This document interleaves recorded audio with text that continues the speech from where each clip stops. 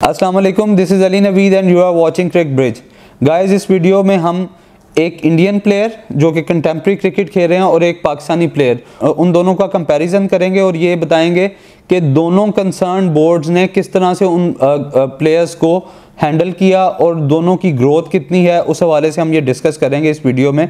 अगर आप देखें, रिसेंटली ईशान किशन जो हैं, जो एक IPL की प्रोडक्ट हैं, उन्होंने डोमेस्टिक क्रिकेट में भी बहुत परफॉर्म किया। इवन जब कोहली और रोहित शर्मा वर्ल्ड कप में परफॉर्म नहीं कर रहे थे और उनकी स्लॉट नहीं बन रही थी ईशान किशन की, तो बहुत ज़्यादा बैशिंग भी इंडियन मीडिया से आ रही थी। लेकिन रिसेंटली जब ईशान किशन को दोबारा वनडे में चांस मिला तो उन्होंने 200 मार दिया। 200 आप ये कह लें कि एक इस तरह का लैंडमार्क है जो कि एक फटा विकेट पे भी, एक सीधी विकेट पे भी 200 करना इंटरनेशनल क्रिकेट में आसान नहीं होता है। उसमें बैट्समैन का टेम्परामेंट भी चाहिए होता है, ना सिर्फ कि वो बड़ी शॉट्स खेल सके, लंबी देर के लिए विकेट पे वो खड़ा होके जो है वो सर्वाइव भी कर सके। उसका टेम्परामेंट, उसकी स्किल्स, उसका स्टेमिना, हर चीज़ टेस्ट होती है। ईशान किशन जो है वो रिसेंटली वो जिस तरह से उन्होंने अपने आप को इवॉल्व किया, या इंडियन क्रिकेट बोर्ड ने जिस तरह से उनको बैक किया है, उससे वो कितना निखर के सामने आए हैं। तो ईशान किशन के साथ आप देख लें, उनके टाइम पे जिस तरह वो इवॉल्व हो रहे थे, इधर से खुशदिल शाह हो रहे थे, और अगर हम ओपनिंग स्लॉट में जाएं तो इमाम इवॉल्व हो रहे थे।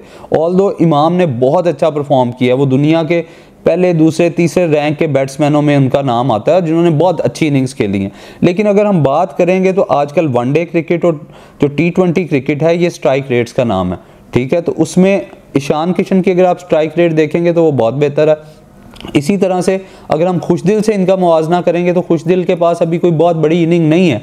तो मैं सिर्फ ये बताना चाह रहा हूँ कि प्लेयर को अगर बता दिया जाए कि आपके पास इतने नंबर ऑफ मैचेस हैं जिसमें आप खुल के परफॉर्म करें, ना कि उन्हें रोका जाए कि जी आपने रोक के खेलना है, विकेट पे खड़े होना है। जो मॉडर्न क्रिकेट है और पाकिस्तान क्रिकेट में फ़र्क ही यही आ रहा है कि उधर प्लेयर को कहा जाता है कि आप जाओ और जाके आप अपने आप को एक्सप्रेस करो कि कितनी शॉट्स हैं आपके पास। हमारी क्रिकेट में ये कहा जाता है कि जी भाई आपने पहली विकेट जो है 20 ओवर तक रोक के खेलना है, या एक तरफ से आपने एंकर इनिंग्स खेलनी है, दूसरी तरफ जो है आपने वो सपोर्ट देनी है, और आखिरी 10 ओवर में आके खेलना है। और ये वही क्लीशेड 90s अप्रोच है हमारी, जो 90 में हम खेलते थे, 90 की दहाई में।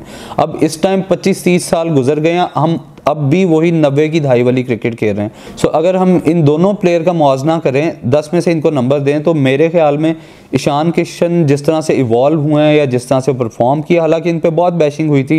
रिसेंट जो लास्ट ईयर का IPL था, ये बहुत महंगे बिके थे, लेकिन इन्होंने उतना स्कोर नहीं किया था। लेकिन चूंकि बोर्ड ने इनको बैक किया और इंटरनेशनल क्रिकेट में आके इन्होंने 200 किया, इवन 200 करने के बाद भी उनके पास इतनी बड़ी बैटिंग स्ट्रेंथ है कि ये एक मैच में फिर बिठा दिए गए ईशान किशन, बिकॉज उन्हें ये बता दिया गया now you are part of Indian cricket team. तो वो ये नहीं हुआ कि वो जो है इनसिक्योर हो गए और उन्होंने कहा जी नहीं मैंने 200 किया, मुझे क्यों नहीं खिलाया। ये हमारे सिस्टम की खराबियां हैं। माजरत के साथ इंडियन क्रिकेट बोर्ड जो है वो प्लेयर्स को स्टार बनाना जानता है। इसी तरह से हमें इमाम को या खुशदिल को भी बैक करना चाहिए और इन्हें कहना चाहिए, क्योंकि स्पेशली खुशदिल ने रिसेंटली जो BPL में 25-26 बॉलों पे आके 64 मारा है, वो ये बताता है कि उनके पास हर तरह के शॉट्स मौजूद हैं। लेकिन फ़र्क ईशान किशन में और खुशदिल शाह में ये है कि जब वो इंटरनेशनल क्रिकेट में आते हैं तो इधर से इनका बल्ला रोक दिया जाता है खुशदिल शाह का, और जबकि उनको पूरा बैक किया जाता है कि भाई जो आप नेचुरल प्लेयर्स से खेल के आप इंडियन क्रिकेट टीम में आए हैं, वही जाके आप इंटरनेशनल क्रिकेट में परफॉर्म करें।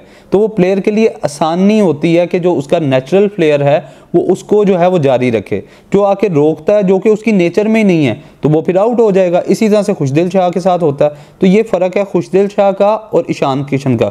ईशान किशन को मैं 10 में से 9 नंबर दूंगा, जबकि खुशदिल शाह चूँकि इंटरनेशनल सर्किट पर अभी वो उस तरह से एग्जीक्यूट नहीं या परफॉर्म नहीं कर सके, तो उनको मैं 6 दूंगा।